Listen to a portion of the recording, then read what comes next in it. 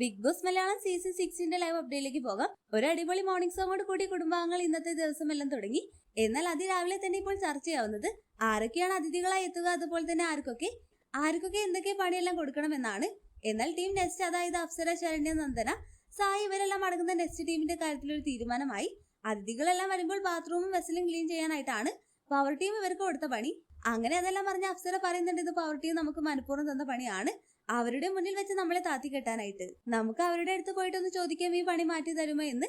അപ്പോൾ ശരണ്യ പറയുന്നുണ്ട്, അവർക്ക് വേണ്ടപ്പെട്ടവർക്ക് അവർ നല്ല പണിയെല്ലാം കൊടുക്കുകയുള്ളൂ, അതുകൊണ്ട് നമ്മൾ ചോദിച്ചിട്ടും വലിയ കാര്യമില്ല. അങ്ങനെ അതെല്ലാം കേട്ട് സായി വരുമ്പോൾ അപ്സര ചോദിക്കുന്നുണ്ട്, അവരുടെ തീരുമാനം നീ അറിഞ്ഞോ?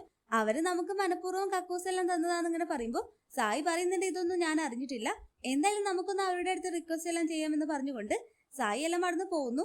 അതിഥികൾ വരുമ്പോൾ ബാത്റൂം എല്ലാം ക്ലീൻ ചെയ്യുന്ന പണി നെക്സ്റ്റ് ടീമിന് അവിടെ തീരെ ഇഷ്ടമായിട്ടില്ല. അത് വലിയ കുറച്ചിലായിട്ടാണ് അവരവിടെ കാണുന്നത്.